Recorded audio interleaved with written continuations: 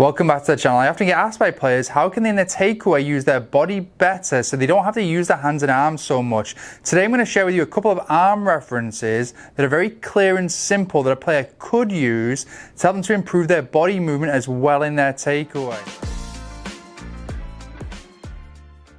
Thanks again for tuning in. So today we're looking at the takeaway again, and the reference points I'm going to share with you I've definitely touched upon before in other videos, but I've not pulled them together like I have done today in a way to make a simple process to check your takeaway movement. Before we go into the video though, I just want to share one of my partners. It's Invictus Gloves. They make really high performing gloves that you can customize the logo and design on the badge. So you can see my logo here has come out really well, but my favorite thing about the glove is actually the quality of it. I've been using them for 2 years now, and it's my favorite glove of all the gloves that I've used in the past, so definitely worth checking out. Go to Invictus Gloves.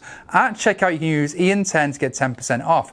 Okay, so the checkpoints today all pretty much pertain to the position of the elbows in the takeaway move. So if I go to a down the line position and I get set up, you can see I've got this stick here, probably about, I'd say it's almost 2 club heads from my toes here. I've got an 8 iron.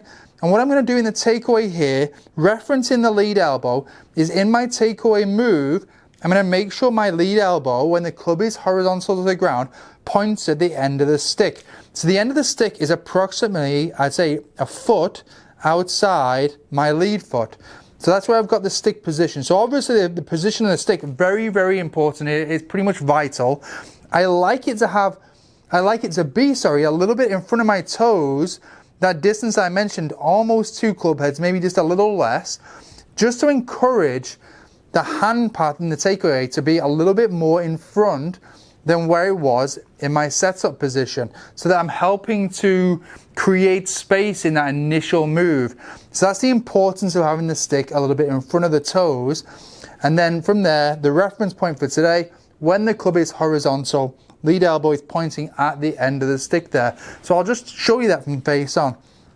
So we're looking at something like that there, and as far as like this points to the end of the stick, very much a visual from the player's side. So it might not look as though it's pointing at the stick or the end of the stick from where the camera is now. I'm not sure, I've not quite checked it from that view, but from a player's side it definitely looks as though it points right at the end of the stick. So the trail side feel here now for the second point is the trail elbow.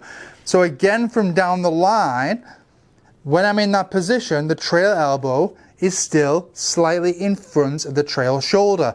That ensures that we get a nice rotation with the rib cage and with the body in the start. So my lead elbow is pointed at the end of the stick, and my trail elbow has not got past my trail shoulder. It sits just slightly in front of my trail shoulder. That's checkpoint number 2. The third checkpoint is the trail elbow yet again, but it's from the face on view. So in the takeaway here, so I've kept my lead arm at where the end of the stick would be.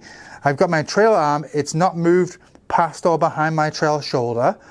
But in this position here from face on, you'll notice my trail elbow is under my trail shoulder, and it's also the height of my hip. Okay, so that's the trail elbow position from face on. So those 3 reference points of where we want the elbows to be in the takeaway, I find really, really helpful for players to make sure that the body's moving well, and just make sure they do a good job in their takeaway move. And then they're not overusing their arms, because it's really hard to hit those checkpoints if there's a manipulation early in the golf swing. Okay, so practicing that, you can rehearse it as much as you want.